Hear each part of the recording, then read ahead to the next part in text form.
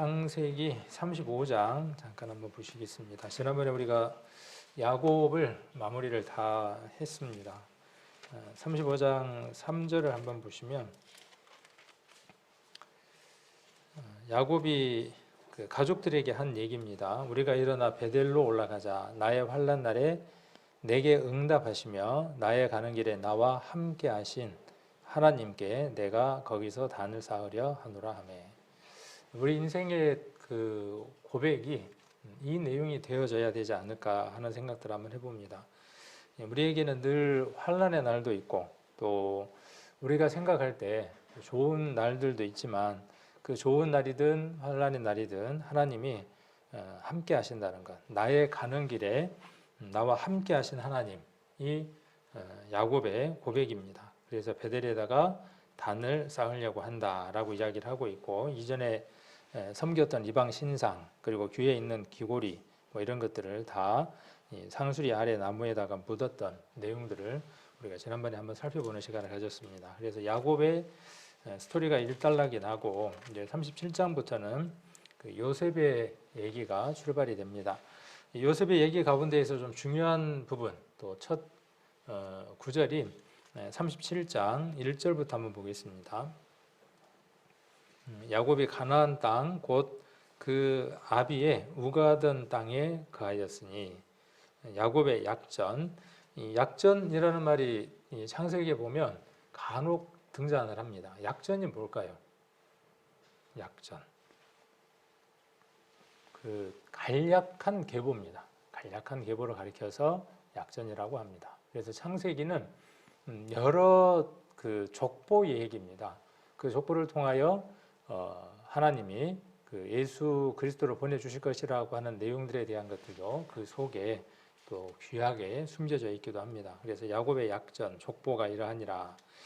요셉이 17세 소년으로서 그 형제와 함께 양을 칠 때에 그 아비의 첩 빌하와 실바의 아들들도 더불어 함께하였더니 그가 그들의 과실을 아비에게 고하더라.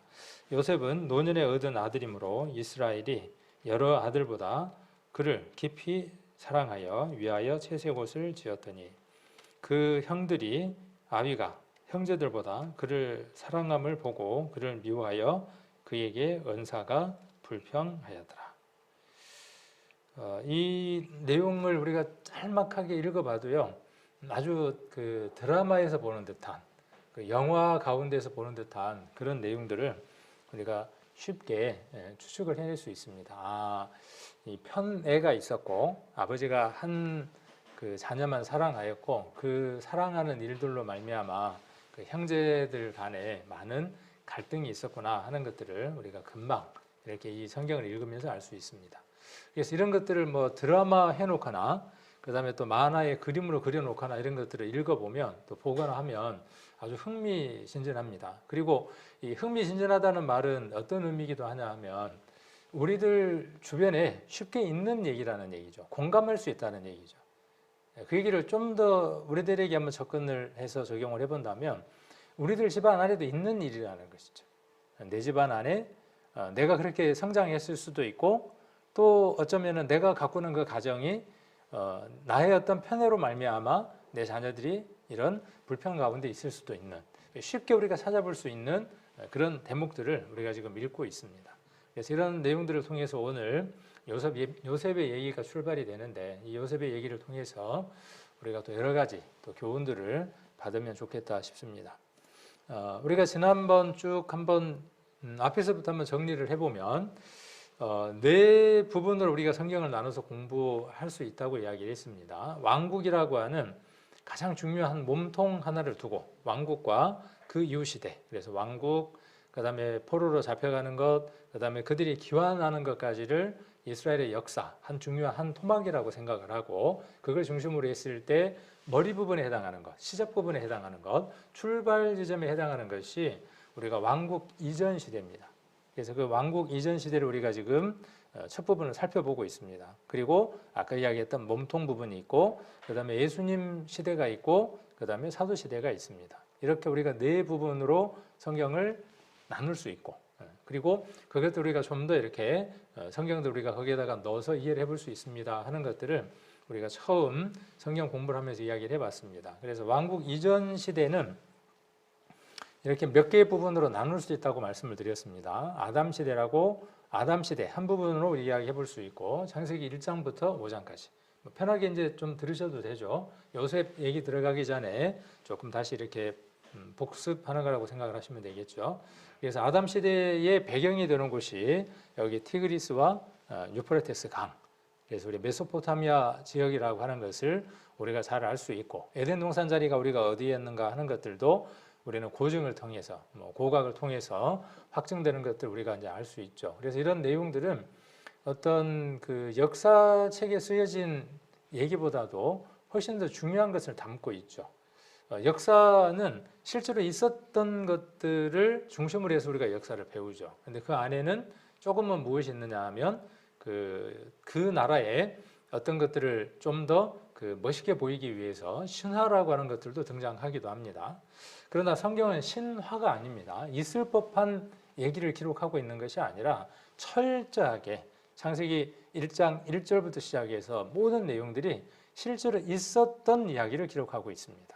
있을 법한 얘기를 기록하고 있는 게 아니라 실제로 있었던 일이고 그 이야기들이 우리 생활 속에 있는 이야기들입니다. 그래서 그것이 있을 법한 이야기로 들려지기도 하지만 그래서 그것이 어떤 가공된 이야기로 이해되어질 수도 있고 그렇게 생각할 수도 있겠지만 그렇지 않다는 것이죠. 성경은 있었던 얘기, 실제로 있었던 얘기를 기록하고 있고 그 다음에 있을 얘기, 앞으로 있을 얘기를 성경은 기록하고 있습니다. 그래서 아담 시대도 있었던 얘기를 이야기를 하고 있고요. 그 다음에 두 번째로 노아 시대, 마찬가지로 배경이 좀 더 이렇게 조금 아까 그 까만 원보다는 조금 줄어드는 느낌을 볼 수 있습니다. 노아 시대. 그래서 창세기 6장부터 11장까지. 그래서 방주가 아라랏산에 머물렀다. 아라랏산에 머물렀던 노아 방주는 계속 화두가 되고 있죠. 그리고 그 노아 방주가 지속적으로 많은 사람들에게 관심이 되고 있는 것은 이 노아 홍수 얘기가 중요하기 때문에 그렇죠. 예수님은 이 노아 홍수를 두고 이 노아 홍수를 담보로 해서 예수님이 다시 오실 때와 노아 홍수 때에 공통점이 있다. 이것은 실제로 있었던 얘기다. 그리고 예수님도 실제로 다시 오신다라고 하는 것들을 사복음서에서 여러 곳에서 이야기를 하고 있습니다. 그래서 노아 홍수는 있었던 얘기고 이것과 같은 일들이 불심판으로 있을 것이고 예수 그리스도께서 다시 오실 것이고 그럴 때 세상은 죄로 관영할 것이다. 세상이 죄로 관영했다. 그 죄라고 하는 것들을 우리가 동성연애를 하고 사람을 죽이고 이런 일반적인 것들을 우리가 이해를 하지만 성경은 죄라고 하는 것을 무엇으로 쉽게 아주 간단하게 정리를 하고 있냐 하면 하나님 말씀을 순종하지 않는 것을 죄로 정의를 내리고 있습니다. 그래서 아담과 하와가 하나님 말씀에 불순종했던 것이 죄였고 그 죄가 인간 안에 내려오면서 여전히 하나님께 속하지 못한 사람들은 불순종할 수밖에 없음을 성경은 증거하고 있고 증명하고 있죠. 그래서 누구에게 돌아오라는 것이냐 하면 하나님께 돌아오라 하는 메시지를 끊임없이 이야기를 하고 있습니다. 그리고 이제 족장시대가 12장부터 시작해서 50장까지가 족장시대입니다. 우리가 족장시대 그러면 4명의 족장을 이야기한다 그랬죠. 기억나시나요? 그래서 누구였죠? 가장 먼저 우리가 누구를 배웠습니까? 아브라함 배웠죠. 그다음 또 누구를 배웠냐 하면 이삭에 대해서 배웠습니다. 하도 오래전에 배워서 지금 이름만 지금 남아 있습니다. 또 얼마 전에 우리가 야곱에 대해서 배웠고 앞으로 이제 요셉에 대해서 배울 겁니다. 그래서 이 요셉이 이제 애굽으로 들어가게 되는 과정, 총리가 되어지는 국무가 되어지는 과정까지의 모든 내용들을 우리가 50장까지 해서 한번 볼 수 있겠고 이 시대에 있었던 성경이 욥기를 한번 우리가 생각을 해볼 수 있을 겁니다. 그 다음에 출애굽 시대, 출애굽기 1장 15절까지의 내용이 출애굽 시대이고 그 다음에 광야의 시대가 출애굽기 15장부터 민수기 36장까지의 내용입니다. 그래서 이렇게 우리가 시대를 나눠서 성경을 이해하면 좀 더 우리가 입체적으로 성경을 이해할 수 있게 됩니다. 그리고 출애굽기와 이 민수기 36장 사이에 부록이라 그러면 좀 그렇고 그 속에 좀 더 세부적인 설명서 거기에 딸린 자세한 설명서를 우리가 레위기를 한번 이야기해 볼 수 있습니다. 그래서 출애굽기에 있었던 그 성막 안에서 하나님을 어떻게 섬겼는가, 하나님을 어떻게 만났는가. 성막이라는 말이 그 하나님을 만나는 장소라는 뜻이죠. 우리가 영어로 우리가 돼 있는 걸 우리말로 풀어보면 만남의 장소거든요. 그래서 하나님을 만나는 그 장소에서 어떻게 하나님을 만나야 하는가, 어떤 방법을 하나님을 만나야 하고 하나님을 만나고 난 이후에는 어떻게 되어지는가 하는 모든 내용들에 대한 것들로 좀 더 세부적으로 다루고 있는 것이 레위기입니다. 그다음에 신명기는 이 민수기에서 가나안 땅으로 들어가는 그 내용들까지가 이제 전개가 되어지는데, 가나안 땅에 들어가기 전에 모세가 가나안 땅에 들어가지 못하는 일들이 있게 되죠. 다음에 우리가 이제 배우게 되겠죠. 그 일로 말미암아 노보산에서 이 가나안 땅을 내려다보고 들어가지는 못한 상태에서 이스라엘 민족들에게 몇 번에 걸쳐서 그 명령과 하나님의 그 명령을 다시 한 번 더 반복하는. 그래서 신명기라는 말은 뭐냐 하면 하나님의 명령을 다시 한 번 더 반복해서 기록한 것이다 하는 것이 신명기입니다. 그래서 이 출애굽기 안에 레위기와 신명기는 시대순으로 봤을 때 함께 이렇게 포함되어 있는 것으로 이해를 해볼 수 있습니다. 그래서 광야 시대가 5번째고, 그다음에 6번째가 이제 하나님이 주신 그 가나안 땅을 정복하는 이야기입니다. 그래서 여호수아가 모세의 이제 후임자가 되어져서 또 다른 어떤 리더가 되어져서 가나안을 정복하는 내용들, 또 분배하는 내용들로 이야기가 전개되어집니다. 또 거기에서 하나님이 이스라엘을 다스릴 사사를 주시게 되죠. 그 사사들의 이야기, 그리고 그 사사 시대에 있었던 룻기의 얘기. 이 룻기가 굉장히 중요한 부분을 차지하고 있죠. 룻기에서 그리스도의 계보가 이어지는 중요한 한 대목을 차지하고 있어서 룻기도 굉장히 중요한 내용 가운데 하나입니다. 그래서 이렇게 7부분이 왕국 이전 시대의 중요한 대목들이 되어집니다. 정리가 되나요? 사사시대, 그 다음 또 아까 뭐였죠? 정복시대, 또 무엇이었죠? 광야시대, 또 출애굽시대, 그 다음 족장시대, 노아시대, 아담시대 이렇게 되어집니다. 그래서 이렇게 7시대가 이 왕국 이전 시대가 되어집니다. 오늘은 이 족장시대 가운데에 4번째 족장 요셉에 관한 얘기 37장부터 50장까지의 내용을 이제 오늘부터 조금 정리를 하면서 배워나가게 되겠습니다. 그래서 요셉에 관한 내용들을 오늘 한번 살펴보도록 하겠습니다. 그래서 37장부터 50장까지의 내용을 살펴보도록 합니다. 37장의 내용 아까 1절부터 읽었지만 아까 무엇이라고 되어져 있냐 하면 야곱이 가나안 땅 그 아비의 우거하던 땅에 거했죠. 그래서 야곱과 이삭이 그렇죠. 한 장소에 지금 있는 거죠. 한 공간 안에 있고, 그 다음에 이제 누가 지금 소개를 하게 됩니까? 야곱의 약전이 이러하다, 간략한 계보가 이러하다, 족보가 이러하다 그러면서 그 계보 가운데에 누구를 지금 소개를 하느냐 하면 요셉이라고 하는 아들을 지금 소개를 하고 있는 거죠. 그래서 이 얘기는 지금 헤브론에서 있었던 얘기를 이야기를 하고 있는 겁니다. 그래서 헤브론에서 있었던 얘기. 우리 헤브론에서 어떤 일이 있었는가는 기억하시는가요? 야곱에게 있어서 헤브론은 어떤 곳이었죠? 우리 35장에서 누구를 만납니까? 그곳에서 그 야곱이 이삭을 만나는 내용이 35장에서 이야기가 있게 되죠. 36장의 내용은 무엇이었어요? 35장의 내용은 그런 내용들로 우리가 되어져 있고, 36장은 누구의 얘기였냐 하면 에서가 이방 여인과 결혼하는 내용, 에서에 대한 또 족보들이 기록되어 있는 게 36장의 이야기였죠. 그리고 이제 37장으로 넘어와서 이제 요셉의 얘기가 전개가 됩니다. 그래서 헤브론은 이 이삭, 야곱이 이렇게 있었던 장소를 지금 이야기를 합니다. 자, 37장 우리가 한번 보시면 1절부터 아까 이제 쭉 살펴봤었죠. 1절부터 보시면 37절의 주된 내용을 여기 이제 정리를 해 두었습니다.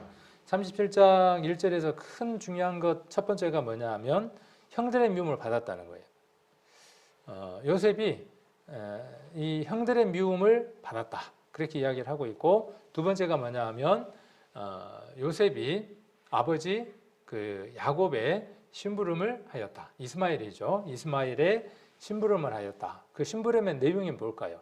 그리고 형들의 미움을 받았던 이유가 무엇 때문일까요? 이런 것들을 지금 우리가 37장에서 이야기를 하고 있습니다. 그리고 어떻게 이동했는가, 이동 경로들을 우리가 성경을 통해서 한번 살펴보고자 하는 겁니다.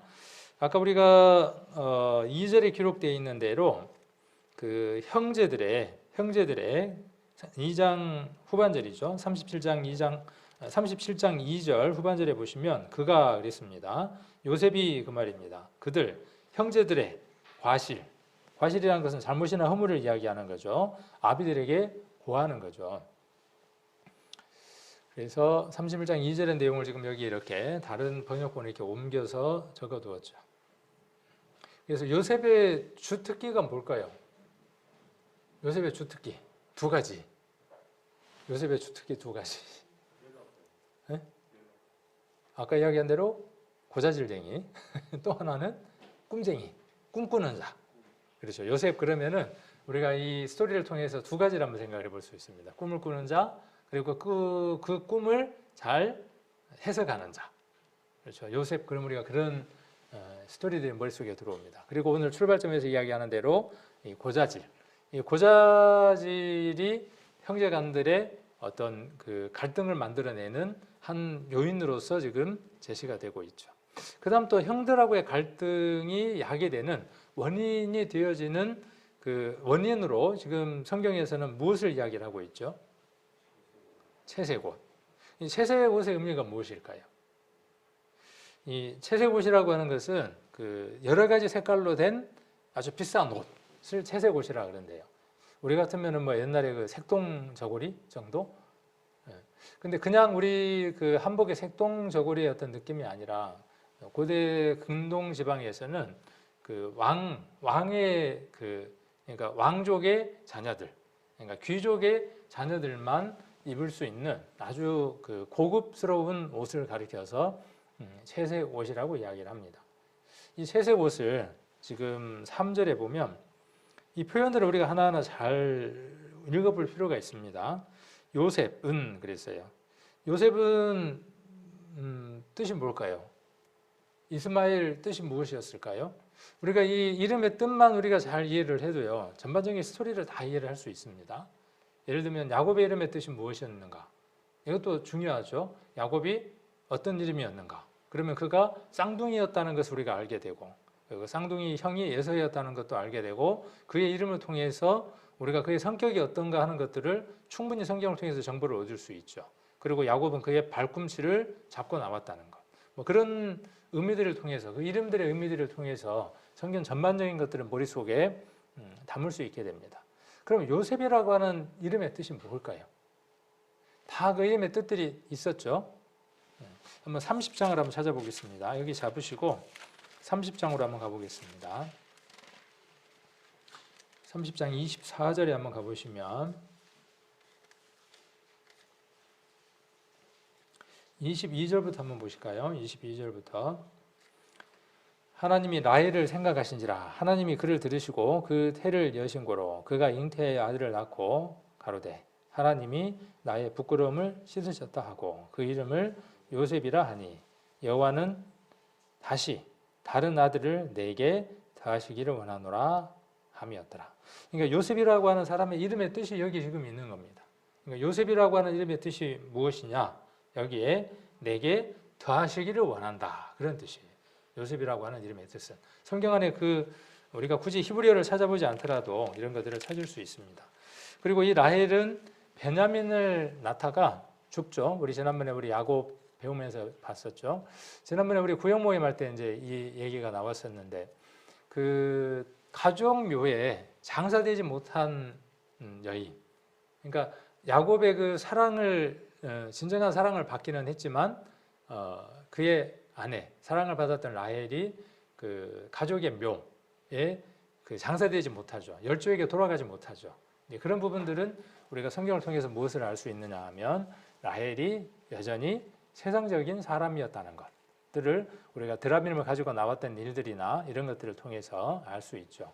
후에 이제 락벨라 굴을 우리가 생각하시면 알 수 있겠죠. 그게 아브라함도 그곳에 장사되어지고 이삭도 장사되어졌지만 레아도 거기에 들어갑니다. 그러나 라헬은 거기에 들어가지 못하는 걸 볼 수 있습니다. 그래서 이렇게 우리가 성경을 이 시간에 다 이야기하지 못하지만은 우리가 이런 것들을 듣고 또 따로 이렇게 시간들을 두고 공부를 하다 보면 구역 모임이든지 우리가 교재를 통해서 그런 얘기들이 나오게 되고 좀 더 풍성해지는 시간들을 가질 수 있는 것 같습니다. 그래서 요셉이라고 하는 이름의 뜻은 오늘 여기에 나와 있는 대로 24절에 기록되어 있는 대로 내게 더하시기를 원한다. 더하시기를 원한다라는 뜻을 갖고 있습니다. 그래서 요셉의 그 37장으로 다시 돌아가서 요셉의 이름은 그런 뜻을 갖고 있습니다. 그가 더하실 것이다. 그런 뜻이고 노년에 얻은 아들. 노년에 얻은 아들이라고 이야기를 합니다. 그러니까 이 얘기는 무슨 얘기일까요? 어떤 정보를 주는 걸까요? 노년에 얻었다. 우리도 그냥 일반적으로 노년에 자녀를 얻었다 그러면 어때요? 참 귀하죠. 어렵게. 아니면은 또 나이가 들어서 얻었다 하는 것들은 좀 특별한 그런 어떤 의미들을 담고 있습니다. 그래서 노년에 얻은 아들이므로 이스라엘이 여러 아들들보다, 그렇죠? 나머지 그 아들들보다 그를 깊이 사랑하여 그랬어요. 깊이 사랑한 그 모습이 밖으로 드러나 있는 게 뭐죠? 사랑하니까 뭐가 드러나 있는 거예요? 그 사랑의 모습이 드러나 있는 거죠. 우리 주일날 그런 단어를 한번 공부를 했었죠. 행함이라고 하는 것과 진실함이라고 하는 단어에 대한 얘기를 했었죠. 행함은 엘곤. 엘곤이라는 단어의 의미는 무엇이었느냐 하면 일하다. 진실함이라고 하는 단어의 그 의미는 어떤 의미였냐 하면 덮여져 있는, 가려져 있는 것이 드러나는 거예요. 그러니까 진실이라는 것은 뭐냐 하면요. 가려져 있지 않는 거예요. 그 자기 안에 있는, 자기 속에 있는 그 진심이 밖으로 다 드러나는 것이 뭐냐 하면 진실이에요. 그러니까 우리가 그러잖아요. 진실은 반드시 어때요? 드러난다 라는 의미가 우리가 헬라어 단어 안에 이미 함축되어 있고 들어있다는 것이죠.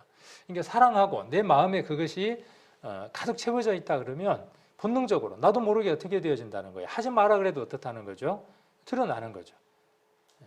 그래서 성도 사랑하는 것은 행함과 진실이라고 하는 것으로 나타나기 마련이다. 그것은 열매와 같은 것이다. 만일 그 사랑하는 것이 없다면, 형제 사랑하는 것이 없다면 이것은 문제가 있는 것이다. 우리가 요한 1서에서 그렇게 이야기를 하고 있고 오늘 이곳에서도 이런 메시지들을 우리가 한번 살펴볼 수 있습니다. 그래서 그 결과가 어떤 것이냐 하면 아들들보다 그를 깊이 사랑하여 위하여 그랬죠. 셋의 곳을 지었더니 그러니까 이것이 이제 무엇에 대한 원인이 되어집니까? 형제간들에 대한 갈등 또 그 나머지 형제간들의 아버지에 대해서 불평하게 되는 원인 제공이 되어지죠. 그래서 그 4절에 그 형들이 아비가 형제들보다 그를 사랑함을 보고 그를 미워하여 그랬죠. 우리 요 대목을 보면서요. 저도 모르게 자연스럽게 요한 1서하고 연결이 되어지더라고요. 형제를 미워하는 것. 가인이 형제를 미워한 것에 대한 생각들이 나오게 되고 여기서도 마찬가지 형제가 형제를 미워하는 부분의 것들이 나오게 되죠. 이런 부분들도 우리가 한번 성경을 통해서 함께 연결해 볼 수 있는 것 같아요. 그래서 그에게 언사가 불평한 거죠. 5절에 요셉이 꿈을 꾸고 자기 형들에게 고하매 그들이 그를 더욱 미워하였더라. 이제 꿈 얘기 때문에 지금 형제간들이 요셉을 더 미워하게 됐다. 그러니까 이 얘기는 어떤 정보를 또 주는 겁니까? 형제들이 요셉을 그동안에도 미워했다 그 얘기죠. 그렇지 않아도 미워했고 그런데 더 미워하게 된 이유가 뭐다? 더 미워하게 된 이유가 있는데 그것은 꿈을 꾸는 자였는데 그 꿈 얘기를 형제간들에게 하는 거죠. 그 첫 번째 꿈의 내용이 뭡니까? 6절에 보시면 요셉이 그들에게 이르되 청컨대 나의 꾼 꿈을 들으시오. 우리가 밭에서 곡식을 묵더니 내 단은 일어서고 당신들의 단은 내 단을 둘러서서 절하더이다. 그 형들이 그에게 이르되 내가 참으로 우리의 왕이 되겠느냐 참으로 우리를 다스리게 되겠느냐 하고 그 꿈과 그 말을 인하여 그를 더욱 미워하더니 그러니까 지금 요셉이 꾼 꿈의 그 내용이 무엇이라고 지금 형제들이 이야기를 해주는 겁니까? 지금 요셉은 형들에게 그 얘기를 하고 있고 이 꿈에 대한 내용만 이야기를 했음에도 불구하고 형제들은 그 꿈에 의미를 부여하고 있죠. 의미를 부여하면서 뭐라고 이야기를 해요? 야, 그러면 내가 너한테 지금 곡식단이 절을 하는 것처럼 내 앞에 넙죽 엎드려서 절을 하게 된단 말이냐? 네가 우리의 왕이라도 된단 말이냐? 두목이라도 된단 말이냐? 그렇게 지금 이야기를 하는 거죠. 해도 이놈 시키가 너무하네. 채색 옷 입으니까 눈에 보이는 게 없는 애. 아나무인이네 이렇게 되어진다고 지금 이야기를 하고 있는 것이죠. 거기에다가 지금 쐐기를 하나 더 박는 겁니다. 쐐기를 하나 뭘 박습니까? 요셉이 다시 꿈을 꾸고 그 형들에게 구하여 가로되 내가 또 꿈을 꾼즉 해와 달과 11별이 내게 절하더이다 하니라. 그가 그 꿈으로 부형에게 구하매 아비가 그를 꾸짖고 그에게 이르되 너의 꾼 꿈이 무엇이냐? 너와 내 모와 나와 내 모와 내 형제들이 참으로 가서 땅에 엎드려 내게 절하겠느냐? 그 형들은 쉬기하되 그 아비는 그 말을 마음에 두었더라. 그러니까 이 꿈의 내용을 꿈은 지금 누가 꾸었어요? 꿈은 지금 요셉이 꾸었습니다. 아까 곡식단의 꿈도 요셉이 꾸었고 지금 해, 달과 별이 절하는 꿈도 지금 누가 꾸었냐면은 요셉이 꾸었어요. 근데 그 꿈의 내용을 지금 누가 설명을 하고 있는 거죠? 형들이 지금 이야기를 하고 있고 여기 지금 아버지가 뭐라고 이야기를 하고 있는 거예요. 그러면 이놈, 떼끼놈 지금 그렇게 이야기하는 거죠. 떼끼놈하고 지금 아버지가 뭐라고 이야기하는 거예요. 그러면 나하고 네 어머니하고 나머지 형제간들이 네한테 엎드려 절을 한단 말이냐? 땅에 엎드려서 nim시키 너마저다 지금 이렇게 지금 나무래는 거죠. 나무랬지만 아버지가 지금 어쨌다는 거죠. 이게 뭔가 좀 그렇게 지금 생각을 하고 있었다 그 말입니다. 자, 이러한 일들이 어디에 있었냐 하면 지금 헤브론에 있을 때 이 일이 있었다는 거예요. 헤브론에 있을 때. 자, 그리고 이제 12절에 가서 그 형들이 세겜에 가서 아비의 양떼를 칠 때에 자, 이제 세겜에서 뭘 하느냐 하면 양떼를 치고 있는 거예요, 형들이. 이스라엘이 요셉에게 이르되 내 형들이 세겜에서 양을 치지 아니하느냐 너를 그들에게로 보내리라. 요셉이 아비에게 대답하되 내가 그리 하겠나이다. 그래도 순종을 잘하네요. 아버지가 시키는 대로 순종을 잘합니다. 형들은 지금 뭐 하고 있는 거죠? 양을 치고 있는 거예요. 양을 치는 일이 더러는 농사하는 일에 비교하여서 양을 치는 일을 쉬운 일이라고들 취급을 합니다. 그러나 그렇지 않습니다. 농사하는 것도 농사하는 대로의 어려움이 있고 또 이 양을 치는 일들도 양을 치는 것만큼의 어떤 노고와 어려움이 있는 것이죠. 그래서 그 형들이 지금 양을 치고 있는 그곳에 힘들게 일하는 그곳에 한번 머릿속으로 한번 생각을 해보는 거예요. 어떤 복장으로 일을 하겠어요?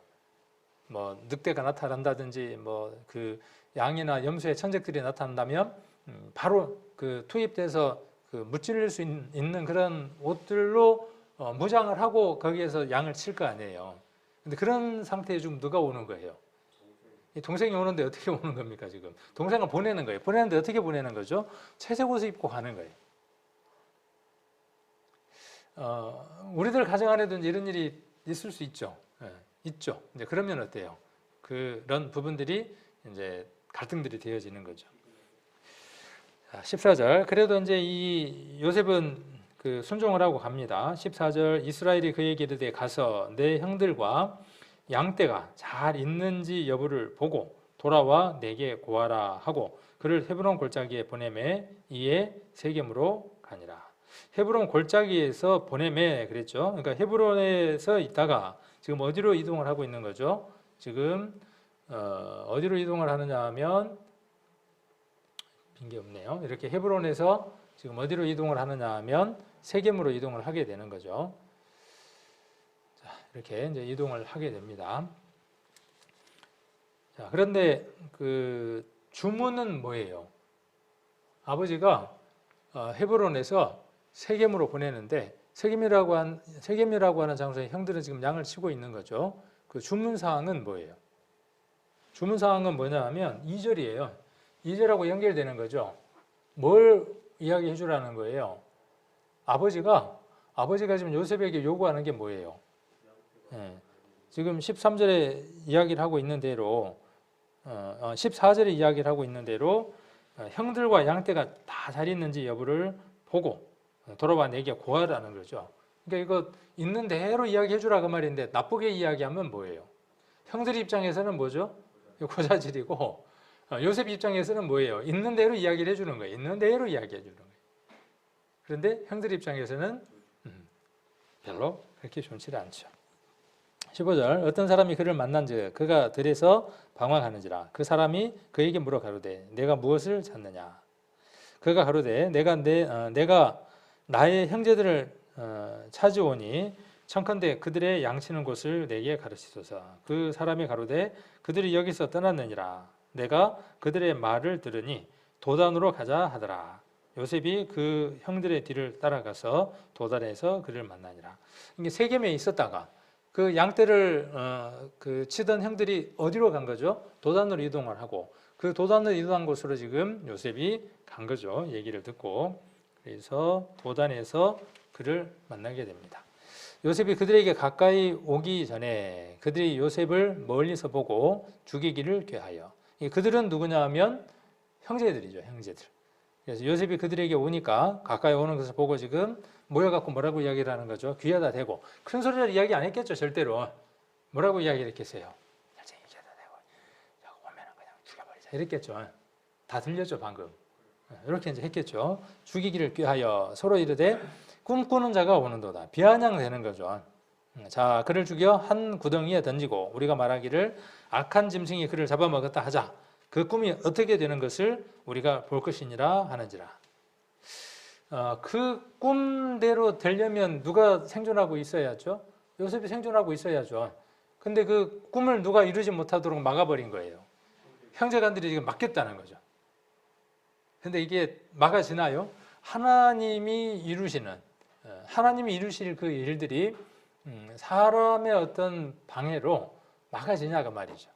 막아지질 않죠. 이제 그 내용들을 지금 볼 수 있습니다. 그래서 형제들이 그렇게 의논하다가 이제 르우벤이 이야기를 하는 겁니다. 르우벤이 듣고 요셉을 그들의 손에서 구원하여 하려 하여 가로되 우리가 그 생명은 상하지 말자.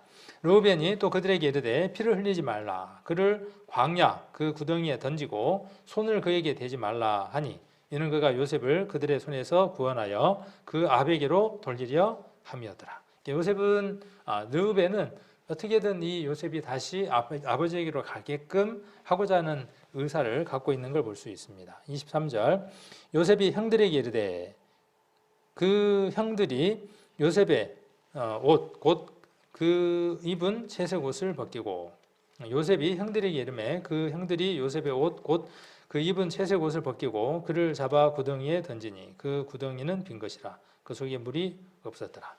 그들이 앉아 음식을 먹다가 눈을 들어본즉 한때 이스마엘 족속이 길앗에서 오는데 그 약대들의 향품과 유황과 몰약을 싣고 애굽으로 내려가는지라. 유다가 자기 형제에게 이르되 우리가 우리 동생을 죽이고 그의 피를 은닉한들 무엇이 유익할까? 자, 처음에는 죽이자. 죽여버리면 어떻게 된다? 꿈이 더 이상 이루어지지 않을 것이다. 그렇게 이야기했던 것들이 르우벤과 유다를 거치면서 어떻게 되어지느냐 하면 피는 흘리지 말고 팔자 이렇게 되어집니다. 자, 그를 이스마엘 사람에게 팔고 우리 손을 그에게 대지 말자. 그는 우리 동생이요 우리의 굴육이라 하매 형제들이 청종하더라. 때에 미디안 사람 상고들이 지나가는지라 그들이 요셉을 구덩이에서 끌어올리고 은 20개에 그를 이스마엘 사람들에게 팔매 그 상고들이 장사꾼들이 요셉을 데리고 애굽으로 갔더라. 르우벤이 돌아와서 구덩이에 이르러 본즉 이제 그 미디안 장사치들에게 은 20에 유다에 의해서 은 20에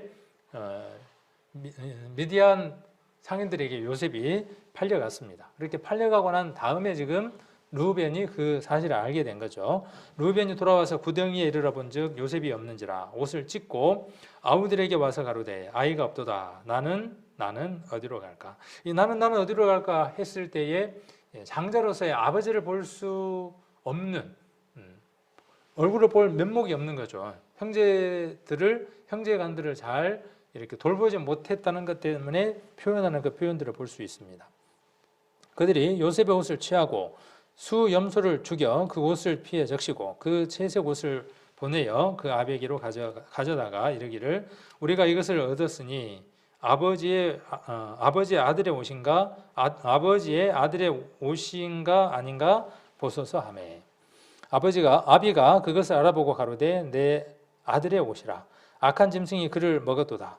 요셉이 정령 찢겼도다 하고 자기 옷을 찢고 굵은 배로 허리를 묶고 오랫도록 그 아들을 위하여 애통하니 그 모든 자녀가 위로하되 그가 그 위로를 받지 아니하여 가로되 내가 슬퍼하며 음부에 내려 아들에게로 가리라 하고 그 아비가 그를 위하여 울었더라. 미디안 사람이 애굽에서 바로의 신하 시위대장 보디발에게 요셉을 팔았더라. 그래서 요셉이 시위대장 보디발에게 팔려가는 내용까지가 37장의 내용에 이렇게 기록되어 있는 걸 볼 수 있습니다. 그래서 그 심부름꾼이었던 걸 볼 수 있고 그림의 한 컷을 보시면 이렇게 세세의 옷을 입혔죠. 그러니까 다양한 색깔로 이루어진 소매가 달린 긴 옷, 통으로 짜진 옷을 일반적으로 입었어요. 통으로 짜진 옷. 그래서 그냥 구멍이 탁 뚫려 있어 갖고 이렇게 끼우면 입는 그 푸대처럼 돼 있는 옷들을 일반인들이 입었다면 여기는 그래도 뭐가 있는? 이 그림은 그렇지 않지만 소매가 있는, 긴 소매가 있는 옷. 그래서 약간 고급진 옷. 그래서 고대 근동 지방의 자료를 보면 왕자들이나 귀족들이 입었던 화려한 옷을 유독 이 아들에게만 입혀서 그 새색 옷을 입힌 것이 노년에 얻은 아들이어서 그를 깊이 사랑한 것을 표현하는 것을 볼 수 있습니다. 그래서 아까 이야기한 대로 곡식 땅과 그다음에 해와 달 11별이 절하는 꿈을 꾸게 되죠.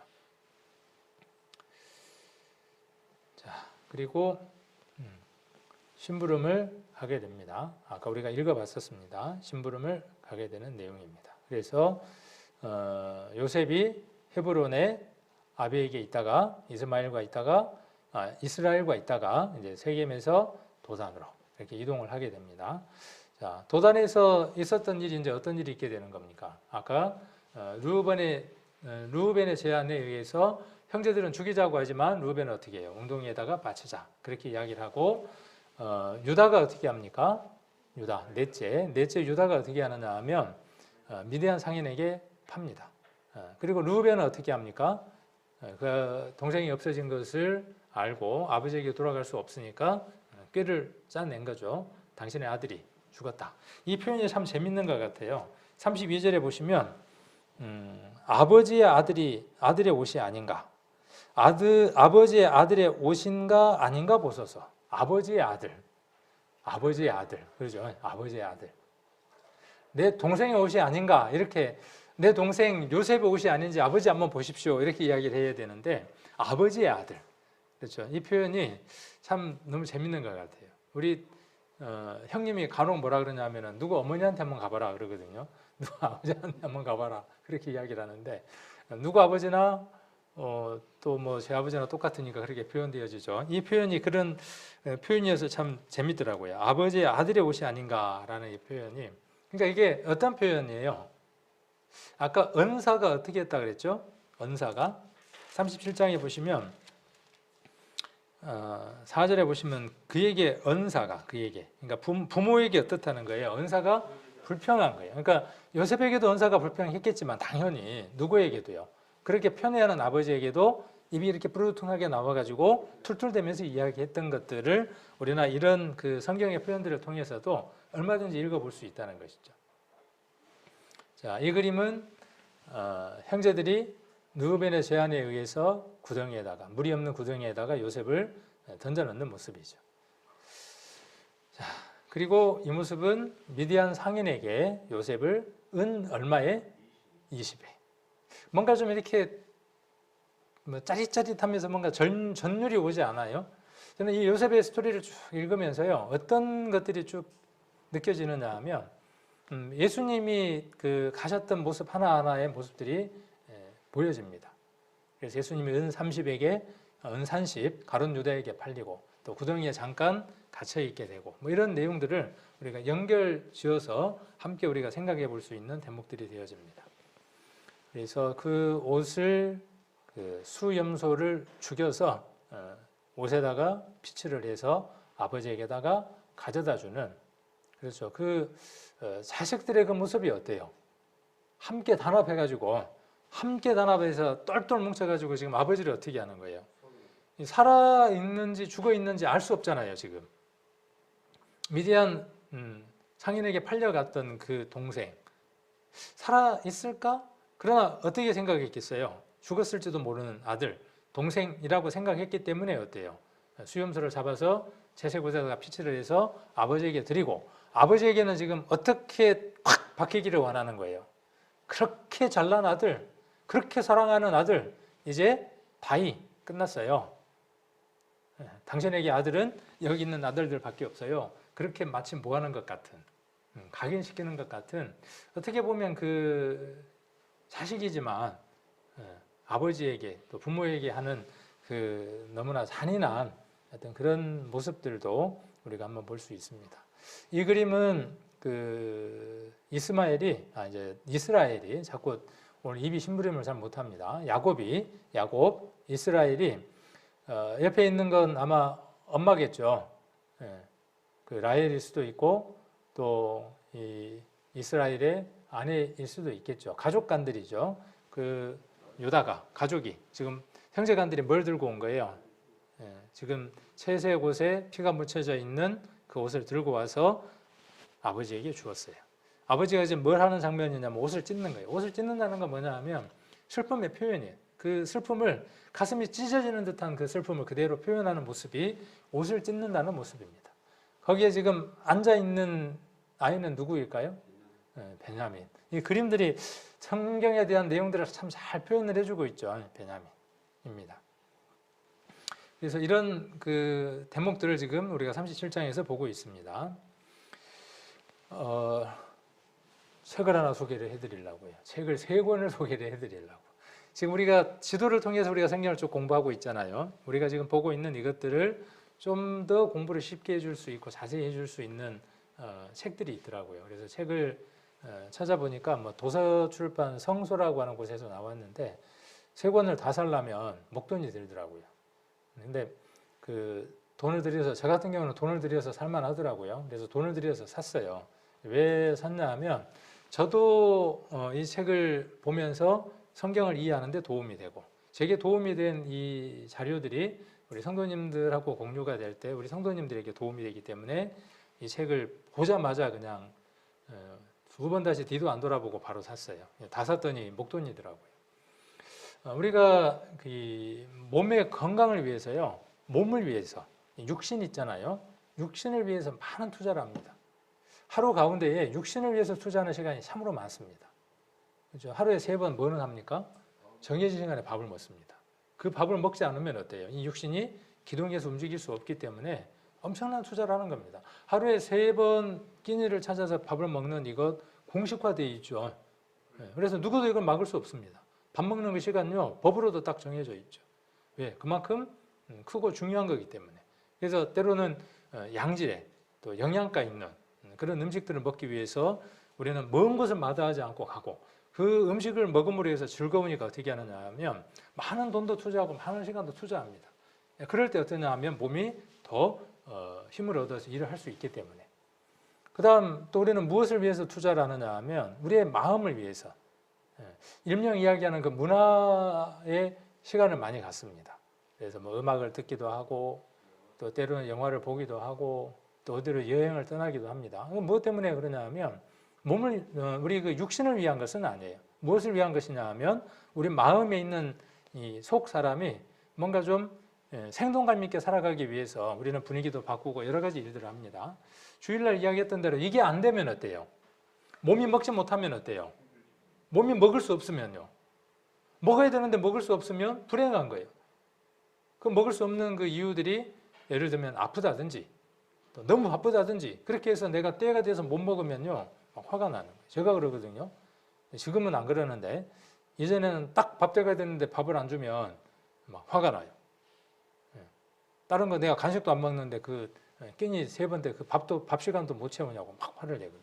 왜? 사람의 가장 밑바닥 안에 가장 먼저 충족돼야 되는 것들이기 때문에 그렇죠. 거기에 많은 시간 우리는 투자합니다. 우리 자매님들 같은 경우, 아내들 같은 경우는 그 밥을 준비하는 시간들 때문에 엄청난 시간을 준비하죠. 그 시간을 아마 인생에 있어서 시간으로 총체적으로 계산을 해본다 그러면 어마어마한 시간을 거기에 투자할 겁니다. 근데 그 아내에게나 밥을 준비하는 사람에게 고맙다는 말은 잘 안 해요. 당연히 해야 되는 줄로 알고 늦으면 늦다고만 이야기를 하지. 그다음 우리가 아까 이야기했던 것처럼 우리의 그 마음을 위해서, 혼을 위해서 우리는 많은 것을 또 투자를 합니다. 그래서 뭐 음악을 듣기도 하고 많은 것들을 합니다. 그런데 우리의 영을 위해서는 얼마나 많은 투자를 할까요? 하루 중에 하루의 그 시간 가운데에 우리의 그 진짜 속사람, 그 속사람 안에 진짜 속사람, 나라고 하는 사람의 본체, 진짜 나, 나라고 하는 그 본질적인 것을 이루는 눈에 보이지도 않고 저울에 재도 재지지 않는 아주 특별한 존재인 그 영적인 나, 그 나를 위해서 나는 얼마나 많은 시간을 투자할까요? 물질도 투자하고 건강을 위해서는 그렇게 많은 시간들을 투자합니다. 근데 결국은 무엇이 없으면 의미가 없는 거예요. 그 진정한 나라고 하는 존재가 없으면 나는 빈집이에요. 아무것도 아닌 겁니다. 존재 자체가 없는 겁니다. 그런데 그렇게 잠깐 있을 것들을 위해서는 많은 시간들을 투자합니다. 정말 많은 시간을 투자해요. 저도 그래요. 제가 이 말씀을 왜 드리느냐 하면 우리나라 사람들이 그 1년을 총체적으로 계산을 했을 때 몇 권의 책을 읽는가 하고 이렇게 조사를 한번 해봤대요. 근데 책 한 권 읽는 사람들이 별로 없대요. 1년을 통틀어서도. 저도 이제 그런 것 같아요. 1년 총틀어서 책을 몇 권 읽을까 한번 계산을 해보면 없어요. 이럴 때 우리가 이제 하는 말들이 있습니다. 우리는 성경책 한 권이면 충분하지 뭐. 성경만 읽으면 되지 뭐. 이렇게 이야기를 합니다. 정말 성경을 정말 사랑하는, 정말 그 성경의 모든 것들을 거는 마음인 것 같고 말인 것 같아요. 그런데 성경만 가지고 되죠. 충분하죠. 그러나 그 성경만으로 우리에게 충분하기 위해서는 이 성경을 좀 더 우리에게 쉽게 이해시킬 수 있는 많은 부수적인 책들이나 자료들이 필요합니다. 그것에 대한 투자가 얼만큼 있는가에 대한 질문들을 던지고 싶어서 긴 얘기를 하는 겁니다. 밥을 위해서, 내 몸을 위해서, 내 몸을 아름답게 가꾸기 위해서 그 많은 시간들을 쓰지만 정말 이 성경을 위해서 내 진정한 나라고 하는 사람이 더 하나님께 가까이 가고 더 하나님의 자녀다운 모습을 위해서 나를 가꾸는, 진정한 나를 가꾸는 그 시간들을 위해서 나는 얼마나 투자하냐는 거죠. 이런 책들을 사면요 즐겁습니다. 그리고 이것들을 읽어보면 즐겁습니다. 무엇도 충족을 시키느냐 하면 내 마음의 즐거움도 충족을 시키고요. 내 영이 소성케 되는 그 기쁨도 충족을 시킵니다. 그리고 이것이 성경만으로 충분하다고 하는 만족감도 가져다 줍니다. 그런데 이걸 해보지 않는 사람들은 성경을 읽지 않으면서도 눈을 감고 있으면서도 뭐라고 이야기하느냐 하면 성경 한 권이면 된다고 크게 소리를 지릅니다. 실제로 그들은 성경을 깊이 읽을까요? 그렇지 않습니다. 거의 거들떠 보지 않으면서 그런 책들에 대한 얘기가 나오면 안 읽어봐도 뻔해 그렇게 이야기를 합니다. 근데 읽어보면요 그들이 얼마나 많은 노력을 했는가를 알 수 있습니다. 성경에 관련된 책들이 읽어보면요 다 쓸데없는 것들이 아니라 그들이 그 한 권의 책을 쓰기 위해서 하나님께 얼마나 많은 무릎을 꿇었는가를 알게 되고 그것들을 통해서 내가 더 많은 것들을 배우게 됩니다. 그리고 그것들이 내 안에 있는 하나님을 닮은 그 영들을 더 많이 기쁘게 합니다. 그래서 이런 책들도 한번 사서 보시면 좋겠고 이 책은 제가 이제 성경 공부할 때 스캔을 받아서 같이 이제 공부를 하려고 제가 샀습니다. 그 중에 나와 있는 오늘의 얘기입니다. 오늘의 얘기도 이렇게 그 책에 보니까 지도도 이쁘게 해갖고 잘 만들어 뒀더라고요. 그래서 헤브론에서 1번 출발해서 세겜. 이 세겜으로 가는 길을 이 지도에서는 어떻게 표현을 했느냐 하면 요셉의 심부름길 이렇게 표현을 했습니다. 그래서 헤브론에서 세겜에서 그 다음에 도단에서 어디로 이해를 하느냐 하면 여기는 요셉의 노예길 이렇게 표현을 했죠. 도단에서 애굽으로 가는 이 길을 요셉의 노예길 이렇게 표현을 했고 여기 1번에서 2번 가는 길은 요셉의 심부름길이라고 이렇게 표현을 했습니다. 그래서 헤브론에서 있었던 일을 37장 1절로 11절까지로 이야기를 했고 1, 2, 3에 있었던 그 얘기 1, 2, 3, 0이 있었던 얘기가 이제 헤브론에서 세겜으로 도단까지 그 아버지의 심부름을 하기 위해서 이동했던 경로 그렇게 이야기를 하고 있고 3번은 르우벤이 그 죽이지 말고 구덩이에 넣자 하는 얘기를 하고 있고 그 다음에 네 번째는 어떤 얘기를 하고 있냐 하면 미디안 상인에게 팔려서 그 애굽으로 그 보디발에게 팔려가는 내용들로 27절까지의 내용을 담고 있습니다. 그래서 이런 책들을 사가지고 읽어서 보면 유익할까요, 안 할까요? 성경책만 하나만을 읽습니다. 그런데 성경책이 있고 이 성경책을 더 성경책으로만 이해되어질 수 있는 또 다른 책을 하나 옆에다가 두고 우리가 성경을 읽는다면 우리가 그것과 같은 것이죠. 내가 맛집을 찾아서 맛집 여행하는 것과 마찬가지죠. 그렇죠. 그것보다 더한 기쁨이 있는 것이죠. 그래서 그런 것들을 우리가 한번 맛봤으면 하는 생각도 듭니다. 이것은 인터넷에 있는 자료들을 제가 가져다가 조금 수정 보완을 했습니다. 요셉과 예수님과 나는 많은 어떤 비교점들이 있습니다. 공통점들이 있습니다. 그래서 창세기 37장에 나와 있는 또 38장 그다음에 또 50장까지 나와 있는 그 얘기들을 우리가 쭉 종합해서 한번 살펴보게 되면 이 요셉은 사랑하는 아들이라고 하는 표현을 하고 있고요. 요셉의 직업은 목자였던 것들도 한번 생각을 해볼 수 있고 명령에 따라서 찾으러 가는 심부름하는 걸 볼 수 있고 미워함을 받게 되죠. 형들의 미워함을 받는데 그 이유가 어디에 있는가도 알 수 있죠. 형들의 미움을 받았던 이유가 무엇 때문이냐 하면 아버지의 사랑을 지극히 받았기 때문이기도 하고 또 꿈꾸는 자였기도 하죠. 그래서 형제들이 그를 죽이기로 작정을 하고 유다가 그를 팝니다. 그러나 아주 큰 반전이 있었죠. 그 반전의 내용이 뭐냐 하면 수장이 되는 거죠. 그리고 구원을 이루죠. 어떤 구원을 이루느냐 하면 굶어 죽게 된 그들의 가족을 풍족한 애굽이라고 하는 곳으로 인도해서 그들의 삶을 구원으로 인도한 사람으로 우리가 창세기에서 묘사가 됩니다. 그리고 그 요셉의 꿈이 이루어지는 걸 볼 수 있죠. 그렇죠. 실제로 그 11 형제가 곡식단이 엎드리는 것처럼 엎드리게 되고 그리고 부모가 와서 그 요셉에게 형제들과 함께 엎드리게 되는 그 일들이 그대로 이루어지게 되죠. 그래서 요셉에게 있었던 이 이야기가 누구에게도 그대로 다 이루어지느냐 하면 예수님에게서 그대로 이루어지는 걸 볼 수 있습니다. 그래서 그 내용들을 성경을 쭉 제가 옮겨서 이렇게 적었고요. 그리고 이것은 요셉의 삶과 예수님의 삶과 나의 삶은 별개가 아니다는 것이죠. 공통점들이 있다는 거예요. 나도 하나님에게 있어서 어떤 칭함을 받는 사람이냐 하면 내 사랑하는 아들이다라고 하는 칭함을 받는 자입니다. 예수님도 마찬가지로 마태복음 3장 17절에 기록되어 있는 대로 이는 내 사랑하는 아들이다 하는 그 칭함을 받으신 것처럼 여러분들과 저도 하나님 앞에 이스라엘이 요셉을 어떻게 사랑했습니까? 깊이 사랑했습니다. 노년에 얻은 아들이어서 깊이 사랑해서 뭘 입혔습니까? 채색 옷을 입혔어요. 그런 것처럼 하나님이 우리를 어떻게 하신다는 사실입니까? 우리를 깊이 사랑하시고 내 사랑하는 아들이라고 칭하신다는 것이죠. 요한 1서가 지금 이야기하는 게 무엇을 이야기하는 겁니까?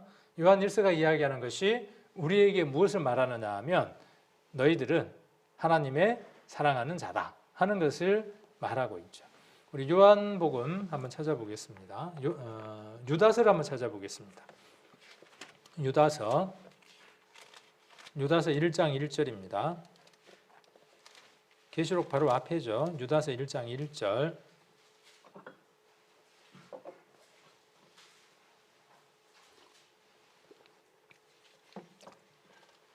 (1장 1절) 보시면 예수 그리스도의 종이요 야고보의 형제인 유다는 부르심을 입은 자. 그러니까 이 편지를 쓰는 대상에 대해서 지금 이야기를 하면서 부르심을 입은 자다 그렇게 이야기를 하고 있고 부르심을 입은 자 이퀄 하나님 아버지 안에서 사랑을 얻은 자. 그러니까 부르심을 입은 자는 또 다른 표현으로 어떻게 표현할 수 있다? 하나님 아버지 안에서 사랑을 얻고 하나님 아버지예요. 그러면 우리는 하나님의 자녀로서 사랑을 입는다. 그렇게 유다가 지금 이야기를 하고 있는 거죠. 예수 그리스도를 위하여. 이 뒤에가 굉장히 중요한 것 같아요. 예수 그리스도를 위하여. 우리는 왜 존재하느냐 하면요. 예수 그리스도를 위하여 존재하는 겁니다. 세상을 위해서 존재하는 존재가 아닙니다. 회사를 위해서 존재하는 존재도 아니고 누군가를 위해서 존재하는 존재가 아니라 우리는 누구를 위해서 존재해야만 하는 존재 이유가 있는 자들이냐 하면 예수님을 위해서 존재하는 자들입니다. 밥을 먹어도, 숨을 쉬어도, 옷을 입어도, 운동을 해도, 아파도, 가난해도, 부자여도 우리의 오로지 이유는, 존재 이유는 어디에 있느냐 하면 예수님을 위하여입니다. 자, 그리고 뭘 받습니까? 지키심을 입은 자들이라고 이야기를 하고 있습니다. 자, 이게 참 엄청난 표현인 것 같아요. 하나님이 예수님을 위하여 우리가 존재하지만 우리를 위하여 하나님 우리를 어떻게 하신다는 거예요? 또한 지키신다고요. 지켜주신다고요. 오늘 우리가 하루를 살아가면서요, 아차 하면 이 세상에 없었을 일들이 참으로 많았을 겁니다. 어떤데 얼마 전에도 제가 어디 지난번에 지내가다가 그랬는가 어디 운행하고 가다가 큰 트럭이요, 잠을 잤는지 휴대폰을 만졌는지 모르지만은 그냥 제 차 옆으로 확 다가오는 거예요. 제 차선 옆에는 또 다른 차 하나가 가고 있고 가운데 끼었어요. 만일 지키시지 않았다면 어떻게 해야 될까요? 그 안에서 생을 마감하는 거죠. 그래도 돼요. 그래도 그렇게 마감해도 어떻습니까? 제 인생은 수지맞은 인생이에요. 정말 수지맞은 인생입니다. 다른 사람들 보기에는 어떤 모습이에요? 육신이 차 안에 찌그러져서 흉측한 징그러운 모습으로 생을 마감했을는지는 모르지만은 하나님 보시기에는 정말 아름다운 인생의 삶을 살다가 살아간 마지막의 모습인 겁니다. 그러나 하나님이 무엇을 위해서요? 예수 그리스도를 위하여 오늘 어떻게 해놓으신 거예요?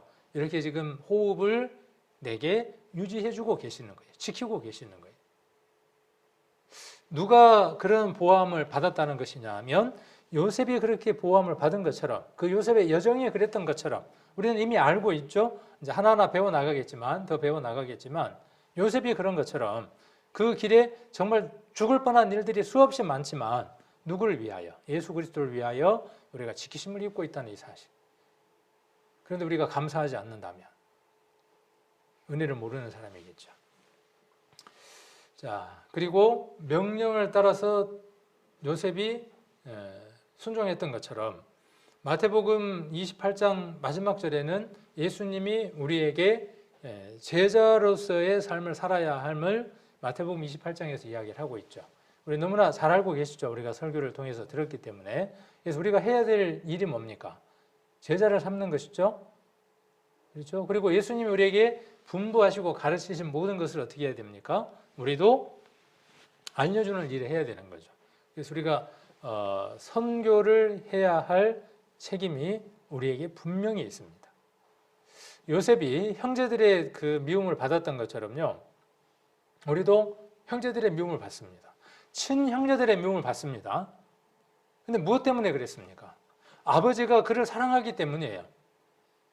우리 지금 요한 1서에서 지난번에 배웠잖아요. 왜 세상이 우리를 미워하는 겁니까? 우리가 어디에 속하지 않았기 때문이에요. 세상에 속하지 않았기 때문이에요. 왜 세상이 우리를 미워합니까? 예수님을 먼저 미워했기 때문이에요. 예수님을 미워했던 그들이 예수님에 속한 우리를 사랑한다? 우리는 그러면 그 사람들의 것이에요. 똑같은 맥락에서의 얘기를 지금 요셉이라고 하는 그 인물을 통해서 우리가 어떻게 살아갈 것인가 하는 것들을, 예수님의 모습과 우리의 모습들을 함께 보여주고 있는 것들을 우리는 창세기를 통해서 한번 살펴볼 수 있습니다. 그리고 죽이기로 작정되어져 있죠. 예수님도 죽기 위해서 이 세상에 오신 것처럼 우리도 무엇을 위해서 살아가느냐 하면 형제를 위해서 내 목숨을 주기 위해서 살아가는 겁니다. 마지막 남아있는 모든 것까지 복음을 위해서 우리가 아낌없이 주기 위해서 우리가 살아가고 있는 겁니다. 죽기 위해서 살아가는 거예요. 어떻게 잘 죽을 것인가를 두고 우리는 살아가는 겁니다. 멋있는 죽음을 두고 우리가 살아가는 것이죠. 자, 그리고 유다가 은 20에 요셉을 판 것처럼 가론 유다가 예수님을 은 30에 팔죠. 세상이 우리를 그냥 둘까요? 환란이라고 하는 것 속으로 우리를 던져 넣습니다. 그 요셉을 르우벤이 구더기 속에 밀어 넣는 것처럼 우리에게도 준비되어져 있는 것이 무엇이 준비되어 있냐 하면 환란이 준비되어 있습니다. 요한복음 한번 보겠습니다. 16장입니다. 요한복음 16장 16장 33절. 저는 이런 말씀들이 참 힘이 되더라고요. 16장 33절. 이것을 너희에게 이르면 너희로 내 안에서 평안을 누리게 하려 함이라. 세상에서 너희가 환난을 당하나 담대하라. 내가 세상을 이겼노라 하시니라. 너희가 세상에서 참으로 잘 될 것이니라. 너희가 세상에서 부자로 살 것이니라. 너희가 세상에서 참으로 재미있게 살 것이니라. 이렇게 돼 있지는 않더라고요. 세상에서 무엇을 당하는 것이 당연한 것이냐 하면 환난을 당하는 것이 당연한 것이에요. 근데 그 환난을 당할 때 우리 안에 주시는 것이 있다 이것이죠. 뭘 주시는 겁니까? 평안을 누리는 겁니다. 참 묘한 거예요. 묘한 이치고 진리더라고요. 환난을 당할 때, 무엇으로 환난을 당할 때? 내가 복음을 전하고 예수님의 이름을 위해서, 교회를 위해서, 성도를 위해서 내가 세상 사람들에게 짓밟힐 때, 환난을 당할 때 내 안에 이루 말할 수 없는 평안으로 가득 채워지는 것은 경험해 본 사람들은 다 아는 것들이죠. 아마 그 후에 요셉의 그 얘기를 통해서 우리는 그것을 알 수 있습니다. 누구를 위해서 하나님이 나를 먼저 애굽에 보냈다고 요셉은 이야기를 합니까? 우리 형제들을 위해서. 이 모든 어려움들을 위해서 앞서서 나를 이곳에 하나님이 보내셨습니다라고 간증하는 대목들을 우리는 창세기를 통해서 살펴볼 수 있죠. 그래서 우리는 우리의 그 삶들이 다른 사람들을 위해서 살아가는 삶들임을 알아야 될 필요가 있죠. 환난이나 역경이나 모든 것들이 다른 사람들에게 은혜를 끼쳐주기 위해서 내게 하나님께서 먼저 주신 일들이라고 하는 그 깨달음들이 필요한 거죠. 내가 고난 가운데 있어 보는 것도, 또 가난한 가운데 있어 보는 것도, 병든 가운데 있어 보는 것들도 이 모든 것들이 당신의 그 어려움을 이해하도록 하나님께서 내게 먼저 베풀어 주신 것이다. 그래서 내가 이 은혜를 너에게도 준다라고 말할 수 있는 그런 큰 믿음도 필요하겠습니다. 자, 예수님이 또 요셉이 총리가 되어졌고 예수님은 만왕의 왕이 되어지시죠. 그것처럼 우리도 무엇이 되어지느냐 하면 왕이 되어져서 만국을 다스릴 때가 옵니다. 천년 왕국에서 예수님은 만왕의 왕이 됩니다. 많은 왕의 왕이 되시고 우리가 왕이 되어집니다. 우리는 목자입니다. 목자의 삶을 살아야 됩니다. 그리고 목자장 대신 예수님이 계시죠. 그래서 우리가 할 일이 무엇을 해야 하느냐 하면 베드로만 그 일을 하는 것이 아니라 양을 먹이는 일. 그 표현이 참 잘 되어 있더라고요. 내 어린 양을 먹이라. 그렇게 되어져 있고 내 양을 치라. 그렇게 되어 있고 내 양을 먹이라. 그렇게 되어 있고 내 어린 양을 먹이라. 내 양을 치라. 내 양을 먹이라. 이렇게 되어 있더라고요. 그러니까 양을 먹이라는 말은 뭐냐면 목자라 그 말이에요. 목자. 어린 양도 치고 먹이고 큰 양도 쳐야 되는 그 목적이 누구에게 있냐면 구원받은 우리들에게 있죠. 그렇게 살아가는 우리를 하나님이 어떻게 하시느냐 하면 우리 베드로전서 2장 9절에 나와 있는 것처럼 제사장 삼으셨죠. 우리를 제사장으로 삼으셨고 또 계시록 2장 26절에 나와 있는 대로 왕으로 삼으셔서 만국을 다스리게 하게 하신다는 것이죠. 그리고 요셉을 통해서 가족의 구원을 이루셨죠. 예수님을 통해서 다 이루었다고 하는 그 선언을 통하여 세상 모든 사람의 구원이 이루어지도록 하셨죠.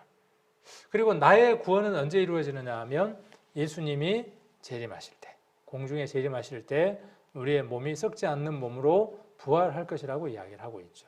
그래서 이런 여러 가지 것들이 성경과 이렇게 맞닿아져 있는 것을 볼 수 있습니다. 꿈이 이루어지는 거죠. 요셉의 꿈이 이루어지죠.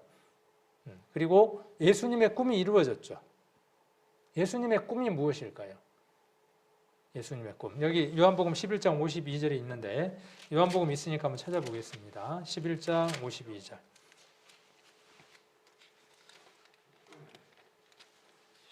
11장 52절.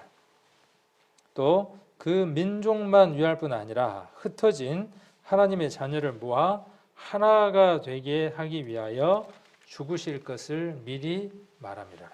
예수님의 꿈은 무엇이냐면요, 죽으시는 것이에요.